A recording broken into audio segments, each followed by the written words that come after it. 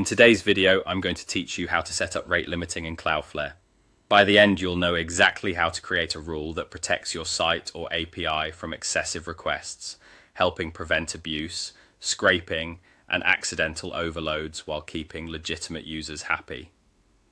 First, open your Cloudflare account and sign into the dashboard. From the home screen, click on the specific domain you want to protect.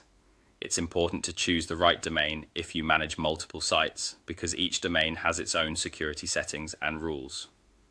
Next, head to the security section. This is where Cloudflare centralizes protection features, including rules that let you control how traffic is handled.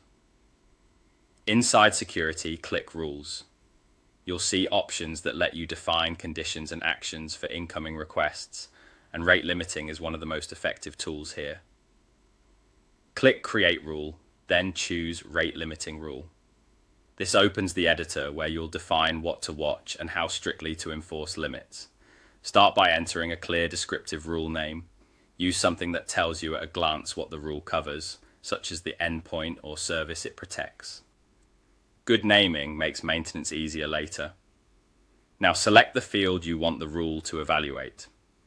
This could be the path or URL of a resource, the IP address, a header, or another request attribute, depending on what you're trying to protect. For example, if you want to guard an API login endpoint, selecting a path or URI field is typical. Once you've chosen the field, paste the value you want to match. This might be a specific path like API/login, a broader pattern for an entire API prefix, or another value that precisely describes your target. When possible, use clear patterns or wildcards that include what you must protect without catching unrelated traffic. With the match defined, set the rate limit itself. Choose the maximum number of requests allowed and the period in seconds for the window. Think of this as how many times can someone hit this endpoint within this many seconds before they're throttled.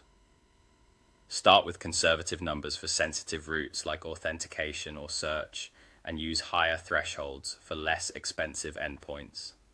For example, a small burst within 1 or 2 minutes is common for login routes, while static pages might allow more. The goal is to stop abusive spikes without blocking normal user behavior.